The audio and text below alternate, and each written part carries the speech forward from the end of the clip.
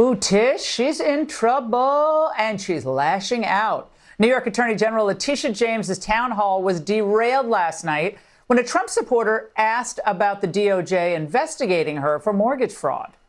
Will you apologize to President Trump for wasting millions of dollars and the state of New York for a witch trial?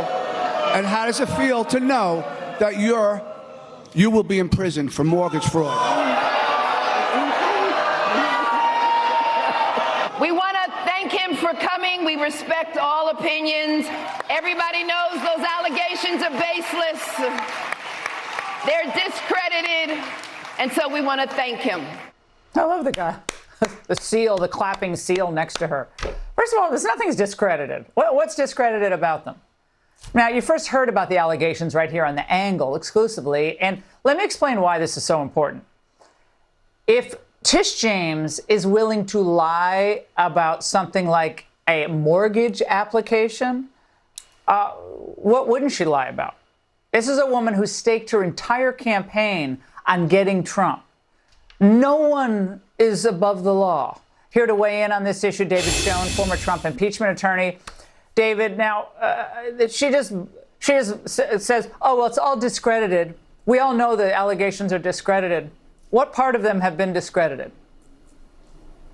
No part of them have been discredited other than in a letter that her attorney, Abby Lowell, wrote to the Attorney General, Pam Bondi. Now, Abby Lowell is a fine lawyer and happens to be a friend of mine, but the letter is the epitome of hypocrisy, I would have to say. It starts out by complaining, whining on behalf of Ms. James that this is political retribution. I would say to you that I don't remember any political figure out for more political retribution than Letitia James was against Donald Trump, unless it was Alvin Bragg or Fonnie Willis in Atlanta. This was clearly the epitome of weaponization of the criminal justice system by Letitia James and the civil justice system and the Office of Attorney General, and she continues to boast about it and to threaten more of the same. Yet in the letter from her lawyer, he complains that this seems to be political retribution. And in terms of discrediting it, he actually attempts to excuse her conduct by saying there were mistakes that were made. For example, in the Virginia loan application, it was a mistake that was made that said it would be her primary residence. And she wasn't quite so forgiving of any mistakes by Donald Trump or anybody else. It was a mistake by her father in the in the statement about the house in Brooklyn. We'll see what happens. Everyone's entitled to the presumption of innocence, but there's investigation now, and as it appears from this evidence, there should be. Well, there's a mistake. I mean, to say there were mistakes made, it's either your residence or it's not, I think. I mean, it's not that complex of an issue. But, of course, Lowell's going to work with whatever he has, and he doesn't have a lot.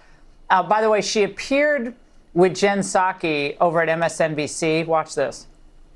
It's unfortunate that President Trump publicly attacked me a few days ago. And as a result of that, he telegraphed to the Department of Justice and to FBI that I should be targeted.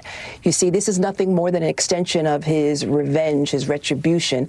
And he finally got up to the J's. I am not fearful. I am fearless. There's no question. Anyone watching right now can feel your force and your fearlessness. David, I always feel your force and your fearlessness. I feel your force every time you're on the show. So I just want to say that on a Friday night. Okay. I appreciate that very much. But listen, Laura, as you well know, she ran on a campaign of getting Donald Trump. But putting aside the unethical conduct that reflects for a prosecutor, the idea that she should be complaining now about political retribution, Donald Trump didn't signal anything to anybody. They had evidence that was presented to them, and they're following the evidence now to see where it leads. Well, but again, she keeps saying that no one is above the law. I mean, that was her entire thing about Trump. So, okay, what's good for the goose is good for the gander. So just show us what you got, and I guess we'll see the chips will fall where they may. David, as always, thank you.